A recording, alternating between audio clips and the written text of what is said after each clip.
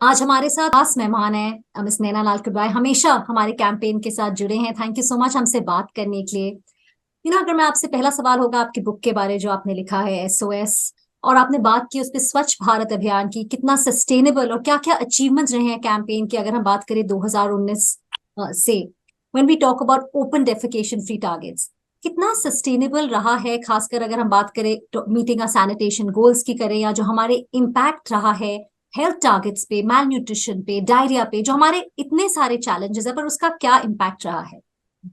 Impact तो बहुत ही जबरदस्त हुआ है। और क्यों हुआ है? जहां तक 40% ही हमारे जो आम अ, जो जनता है, जी। हमने 40% ही सिर्फ टॉयलेट्स की एक्सेस थी, और 5 साल में ये 99% हुआ है। तो पहला तो ये इंफ्रास्ट्रक्चर हम्म। टॉयलेट बिल्डिंग का था, जो टारगेट्स सब एडमिनिस्ट्रेशंस को दिए गए थे, जहां तक जी। कॉर्पोरेट्स भी आगे आए। इससे तो बहुत ही हमें ये एक्सेस, जहां तक जिसको टॉयलेट ना था वो अब उनके पास आ गया है या उन्हीं के घर में हो, इसका तो बहुत ही ज्यादा ही फायदा प्रोग्रेस। हुआ जी। अब जो हमें और ये देखना है कि लोग इस्तेमाल करें। और यहाँ जब तक हम ये कम्युनिकेशन जो शुरू किए थे, लोग को समझा रहे थे क्यों टॉयलेट्स की जरूरी थी, ये औरत ही लोग की नहीं, सबको इस्तेमाल करना है, कि हमारा जो आसपास का जहां तक ये हम सफाई चाहते हैं, ये टॉयलेट्स ही इस्तेमाल करने से हो सकता है। क्योंकि ओपन डेफिकेशन फ्री टारगेट्स तभी होंगे जब सब इस्तेमाल करें। ये तो अभी तक हमें काफी और काम करना है, क्योंकि हमें ये जरूरी अफसोस भी हो रहा है कि लोग जहां तक इस्तेमाल कर रहे थे, अब शायद इतना नहीं इस्तेमाल कर रहे हैं। सफाई के इश्यूज हैं, कभी रिपेयर की इशू है, कभी पुराने आदत निकल नहीं जाते हैं। पर इस पर हमें अब काम तो करना ही पड़ेगा। और दूसरा है कि जहां तक ये टॉयलेट्स बने हैं, और ये ज्यादातर हमारे शहर में और मुश्किल है, कि ये टॉयलेट्स ऐसे जब हम सफाई करते हैं, तो जहां ये सूरज जाता है, ये हमारे जो फीकल प्लांट्स है, इनको हमें और बढ़ाने हैं। कि जो सूएज टैंक है घर में, जो सफाई हो रही है, वो कहाँ फेंका जा रहा है, जो पाइप्स हैं जो इवैक्यूएट कर रहे हैं, वो भी उसकी जो ये हम, आउटलेट है कहाँ पे जा रहा और जो हम इनको ये एफएसटीपीज बुलाते हैं, फीकल है? स्लज ट्रीटमेंट प्लांट्स, ये ज्यादा दूर नहीं होने चाहिए, छोटे वाले बनाए, कि हम 10 साल नहीं रुकना चाहते हैं एक बड़ा प्लांट हमारे शहर में आए। तो ये सब प्रोग्राम्स को अब बहुत ही जरूरी है देखने। और जहां तक हाइजीन पर जो आप कह रहे हैं, जो पानी हमारे घर में नहीं आए, तो टॉयलेट सफा रखने के लिए तो थोड़ा बहुत तो पानी चाहिए। अ, जो हमारी रूरल सिस्टम है वो तो ट्विन पिट टॉयलेट है, तो वो उसको तो फ्लश पानी का जरूरत नहीं है, पर थोड़ा बहुत तो सफाई तो करना ही है। हाथ धोने के लिए पानी की जरूरत है, नहाने के लिए पानी की जरूरत है, और तब सफा पानी चाहिए पीने के लिए, कि डायरिया नहीं हो। ये सब ध्यान भी हमें देना है, कि जो पानी हमारे गांव तक नहीं पहुंचेगा, तो सैनिटेशन, हाइजीन और न्यूट्रिशन का ये साइकिल हमारा पूरा नहीं होगा। और न्यूट्रिशन क्यों? क्योंकि जब तक हमारे बच्चे डायरिया से मरते हैं, तो हम उनको जो भी खिलाए वो भारी भाग रहा है, तो क्या फायदा? तो और अब भी बच्चे डायरिया से मरते कम हो गए हैं। स्वच्छ भारत मिशन का ये अचीवमेंट जरूर है, जी। इस पर हमें भी ध्यान देना है कि हमारे कम्युनिटीज हेल्थी रहे। आपने एक इंटरेस्टिंग चीज अपने एस्पेक्ट में किताब में बारे में बात की है, the role of women in sustainable management, पानी और सैनिटेशन के मन में रखते हुए ग्रीन इकोनॉमी की बात करें, ग्रीन जॉब्स की बात करें, और हर तरह से वुमेन को हर चीज इफेक्ट ज्यादा करता है, चाहे वो टॉयलेट ना हो, या अगर क्लाइमेट चेंज भी हो, या पानी के ज्यादा दूर चल के जाना पड़ता है। आपके हिसाब से नैना जी, वुमेन को किस तरह और एक प्रोएक्टिव रोल में लिया जा सकता है, खासकर अगर हम सस्टेनेबल डेवलपमेंट की बात करें, और अगर हम जेंडर इक्वालिटी की भी बात करें, उस एंगल से अगर हम देखें, तो वुमेन क्या रोल प्ले कर सकते हैं और कैसे उन्हें और इन्वॉल्व किया जाए? देखिए, आप जेंडर इक्वालिटी का कह रहे हैं, जब तक पानी घर में नहीं आता है तो आप देखें तो हमारी औरत ही पानी फेच कर रहे हैं, हमारे गर्ल चाइल्ड ही पानी के पीछे भागते हैं, स्कूल नहीं जाते हैं। तो पानी तो बहुत ही जरूरी है, और जब तक पानी हमारे घर तक नहीं पहुंचेगा, ये हमारे जो विमेन हैं वो कभी फ्री नहीं होंगे अपना दूसरा काम करने के लिए, पढ़ने के लिए, जाके बाहर कुछ नौकरी करने के लिए। क्योंकि या तो पानी फेचिंग में या कपड़े धोने में जो दिक्कत होता है वो नहीं जाएगा। तो पानी हमारा बड़ा इक्वलाइजर है।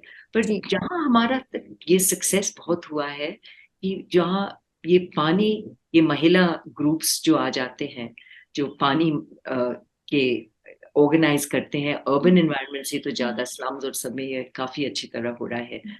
दूसरा जो तरीका आता है, जो हमारे सेल्फ हेल्प ग्रुप्स है, और ये ज्यादातर रूरल एनवायरनमेंट में है, हमारे गांव में है, जो ग्रुप्स जो विमेन इकट्ठा होकर पैसे लेते हैं और एक दूसरे को सिक्योरिटी देते हैं, कि जो शुरू शुरू में पैसे शायद लेते हैं एजुकेशन के लिए, अपने बच्चे कोई बीमार है, इन सब शादी के लिए, ये हम उनको सिखा सकते हैं। और काफी ये कम्युनिटीज में ये काम चल रहा है कि वो कुछ नौकरी भी कर सके, और उससे कमाई से वो लोन भी वापस दे सकते हैं, तो बैंक्स भी खुश हैं, और दूसरे हाथ पर उनके हाथ में भी पैसे आ रहे हैं। आप देखिए, छत्तीसगढ़ में जब हमारी मिशन चल रही थी, तो जो मिस्त्री प्रोग्राम आए थे, जहां तक ये सेल्फ हेल्प ग्रुप्स में शुरू हुआ, कि इन जो औरत जो सेल्फ हेल्प ग्रुप्स के मेंबर्स थे, उनको सिखाया गया कि टॉयलेट्स कैसे बनाएं,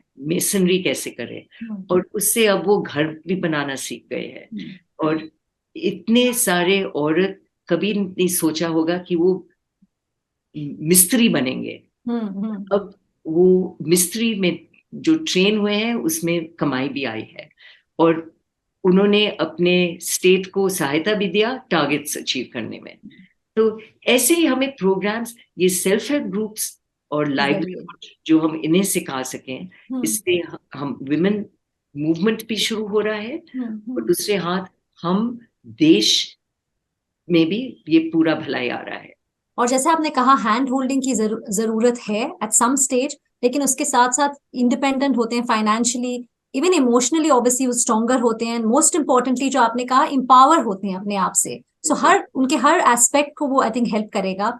अगर नैना जी मैं आपसे पूछूं कि अगर आज हमने अगर एजेंडा सेट करना है सस्टेनेबल डेवलपमेंट का, तो वो ऐसी 5 महत्वपूर्ण चीजें क्या होंगी जो हमें प्रायोरिटाइज करनी चाहिए as a nation, to ensure कि हम सर्वाइव करें, हम जिएं और डूबे नहीं। So we survive and not sink. पहले तो पानी, जितना जब तक हम ये पानी का सोल्यूशन नहीं करेंगे, और पानी हमारे देश में है, हमारे इतने बड़े नदी हैं, हम एग्रीकल्चर में तो मानो 85% तो पानी वही जा रहा है। हम एग्रीकल्चर को और एफिशिएंट करना चाहते हैं कि पानी सबको मिले। तो एक तो ये पानी के सॉल्यूशंस बहुत है, हमें उनको पूरी तरह इम्प्लीमेंट करना है। दूसरा जो ये हाइजीन के, कि जब तक हम नहीं सीखे कि हमारे आसपास सफाई हो, हमारे घर के अंदर सफाई ठीक है, पर घर के बाहर कचरा ही कचरा, फीकल स्लज, जो ये ओपन डेफिकेशन जहां तक हो रहा है, इससे तो हम हमारी जो हेल्थ है उससे तो बहुत ही डैमेज आती है। तो हमें हाइजीन पर तो बहुत ही ये फोकस करना चाहिए, करना है। तीसरा तो इंफ्रास्ट्रक्चर, जो इंफ्रास्ट्रक्चर पानी सप्लाई करने का, इंफ्रास्ट्रक्चर ये वेस्ट डिस्पोजल के लिए, FSTPs या फीकल स्लज ट्रीटमेंट प्लांट्स के, ये तो गवर्नमेंट का ही रोल है। गार्बेज कलेक्शन, गार्बेज वेस्ट को कैसे डील करते हैं, ये सब हमारे इंफ्रास्ट्रक्चर, जहां तक हमारे सक्सेस अब रोड्स में जा रही है, हमें वही करना है अब हमारे क्लीनिंग अप द एनवायरनमेंट में, कि सफाई सब जगह हो। और हम देख रहे हैं जहाँ सिटीज जैसे इंदौर या भोपाल, जो जहाँ ये सफाई करते रहे हैं, अब लोग में गर्व आता है कि ये हमारा शहर सफा रहे, और एक भी कोई किसी ने कुछ गिराया तो कोई ना कोई टोकेगा कि आपने ये यहाँ क्यों फेंका, बस उधर कचरे की डब्बा में जाके डाल दीजिए। डिस्पोज करिए। हाँ, तो सिटीजन एक्शन भी शुरू हो जाता है कि एक दूसरे को ध्यान सेंस ऑफ ओनरशिप आ जाती है, इन्वॉल्वमेंट हो जाता है। बिल्कुल। चौथा तो हम कहते हैं कि ये सेल्फ हेल्प ग्रुप्स बहुत ही जरूरी है हमारे लिए।